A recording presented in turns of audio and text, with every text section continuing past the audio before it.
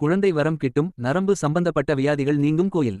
சித்தூர் மாவட்டம் நாகலாபுரத்திற்கு அடுத்து அமைந்துள்ள ராமகிரியில் இக்கோயில் அமைந்துள்ளது. இறைவன் வாலீசுவரர், இறைவி மரகதாம்பாள் ஆவார். விசேஷ காலபைரவர் உள்ளார். ராஜ கோபுரமில்லாத இக்கோயிலின் முகப்பு வாயிலை கடந்து உள்ளே செல்லும் போது இடதுபுறத்தில் நந்தி தீர்த்தம் உள்ளது. இந்த தீர்த்தம் மிகவும் விசேஷமானது.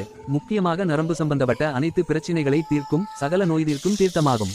ராமகிரி வாலீசுவரர் ஆலயம் பஞ்ச பிரம்மஸ்தலங்களில் ஒன்று. சிவனுக்கு ஈசானமுகம்.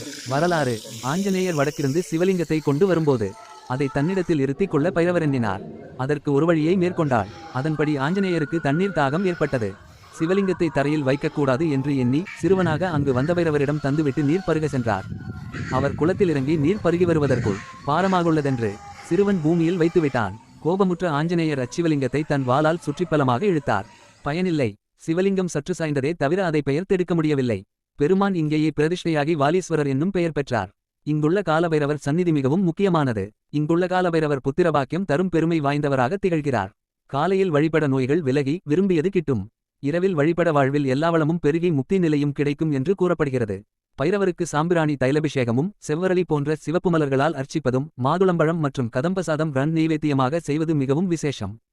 செவ்வாய்க்கிழமைகளில் பைரவரை வழிபட்டு விரதமிருப்பது மிகுந்த பலனை தரும். அத்துடன் செவ்வாய்க்கிழமையும் அஷ்டமியும் இணைந்து வரும் நாட்களில் விரதம் இருப்பது மிகச் சிறப்பான பலனை தரும்.